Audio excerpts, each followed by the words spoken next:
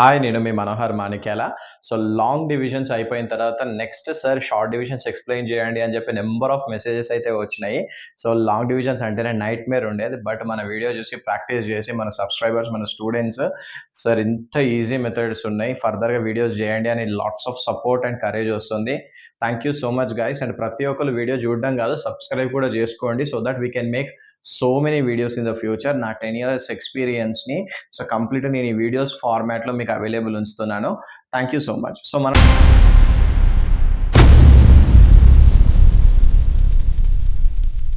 టాపిక్లోకి వెళ్ళిపోదాము. సో ఇక్కడ షార్ట్ డివిజన్కి 2 బేసిక్ ఫండమెంటల్ రూల్స్ అయితే ఫాలో కావాలి. అవి ఏంటి అనేది నేను చెప్తాను. సో ఫస్ట్ మనం ప్రాబ్లం తీసుకుందాం. So 5, 6, 0, 3, 5 divided by 5. Okay. So first చాలా మంది ఏం చేస్తారు అని అంటే మనము ఇక్కడ నెంబర్ని సెలెక్ట్ చేసుకోవాలి. First step. చాలా మంది ఇక్కడ మిస్టేక్ చేస్తారు. సో ఇప్పుడు మనము ఇక్కడ డివైడ్ చేసేటువంటి నెంబర్ ఇగో ఇక్కడ ఉన్న దానికన్నా ఎక్కువ ఉండాలి లేదా ఈక్వల్ ఉండాలి. ఓకే. సో మనము లాంగ్ డివిజన్కి షార్ట్ డివిజన్కి మధ్యలో ఉన్న డిఫరెన్స్ ఏంటిదని అంటే సబ్ట్రాక్షన్ స్టెప్ని డైరెక్ట్గా మన మైండ్లో చేసుకుంటాం. సో సబ్ట్రాక్షన్ ఎవరికైతే డైరెక్ట్గా చేయస్తలేదో వాళ్ళు ప్రాక్టీస్ చేసుకోండి, మన వీడియోస్ చూడండి. ఓకే. సో ఇక్కడ చూడండి, ఫస్ట్ 5 ఉంది. ఓకే. సో 5 టేబుల్లో 5 ఎప్పుడు వస్తుంది? 1 5ని సబ్ట్రాక్ట్ చేస్తే 0 వచ్చింది. ఇప్పుడు చూడండి ఇక్కడ 6 ఉంది. ఓకే. సో ఇప్పుడు మళ్ళా 6కి నియరెస్ట్ వాల్యూ ఏమవుతుంది? 5 1 5 పోతే 10 అంటే 5 1 5 6లోకి వెళ్ళి సబ్ట్రాక్ట్ చేస్తే 1 మిగిలింది, 10 వచ్చింది. సో 5 2 10. సో 10లోకి వెళ్ళి 10 సబ్ట్రాక్ట్ అయిపోతే మనకు 0 వచ్చింది, ఇక్కడ 3 మిగిలింది. బట్ 3 అనేది రాదు కదా, 3 అనేది మనకు 5 టేబుల్లో రాదు. అప్పుడు ఏం తీసుకోవాలి? 5 0s 0 సబ్ట్రాక్ట్ చేస్తే మనకు 3 మిగిలింది. ఇప్పుడు 35 వచ్చింది. 5 7s 35. చూడండి ఇంతే ఈజీ. సో సబ్ట్రాక్షన్ డైరెక్ట్గా చేసుకోవచ్చిందా, నీకు మెంటల్గా చేసుకోవచ్చిందా, అండ్ టేబుల్ నీకు వచ్చిందా? ఈ 2 థింగ్స్ వచ్చినాయి అని అంటే ఆటోమేటిక్గా ఈ ప్రాసెస్ ఫాలో అయితే 100% ఈజీ అవుతుంది. నాతోని మీరు కూడా ఈ ప్రాబ్లం ప్రాక్టీస్ చేసుకోండి. పెన్ అండ్ పేపర్ ఇప్పుడే తీసుకొచ్చుకోండి, నేను వెయిట్ చేస్తాను. 3 2 1. చలో మనం ర్యాండమ్ ఇంకొక ప్రాబ్లం తీసుకుందాం. 4 3 2 7 5 1 2. సో ఫస్ట్ మనము 2 టేబుల్తో చేద్దాము. సో ఇక్కడ వాల్యూ ఎంత పెద్దగానైనా తీసుకోవచ్చు. ఒక్కసారి చూడండి. సో ఇప్పుడు 4. సో అందరికీ 2 టేబుల్ అయితే ఈజీగా వస్తుంది.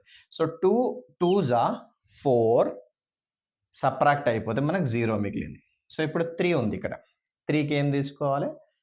2 1s 2 సబ్ట్రాక్ట్ అయిపోతే 1 మిగిలింది, 12 వచ్చింది. సో 12 ఎప్పుడు వస్తుంది? 2 6s 12.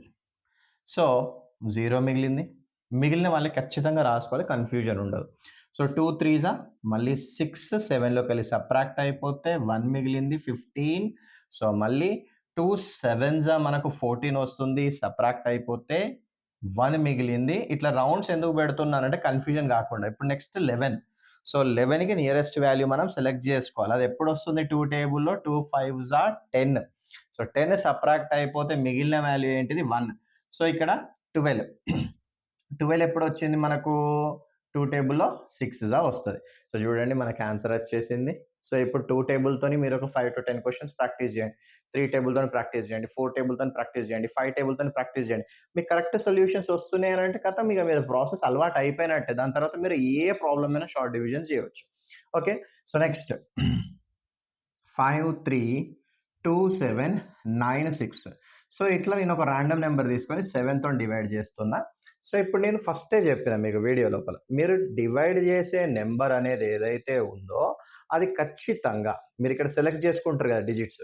సో ఖచ్చితంగా ఏముండాలి? 7 కన్నా ఎక్కువ ఉండాలి. సో ఇప్పుడు 5 అనేది చిన్న వాల్యూ అవుతుంది.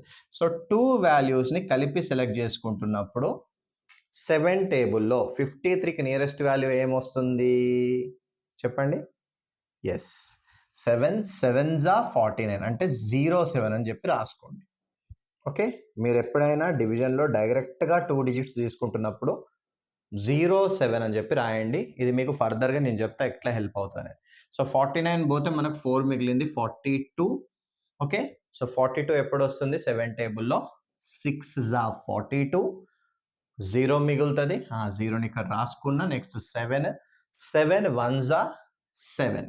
సో, మనకు సబ్ట్రాక్ట్ అయిపోతే 0 మిగిలింది. సో, 9 వచ్చింది. మళ్ళా 7 వన్స్ ఆర్ 7 సబ్ట్రాక్ట్ అయిపోతే మనకు 2 మిగిలింది. 26 ఉంది. సో, 7 త్రీస్ మనకు 21 అవుతుంది. సో, సబ్ట్రాక్ట్ అయిపోతే 5 రిమైండర్ మిగిలింది. అంటే మనం లాంగ్ డివిజన్ చేసుకోకుండానే ఇట్లా కూడా చేయొచ్చు.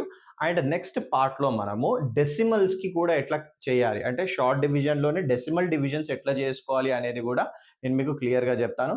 Thank you so much. జై హింద్.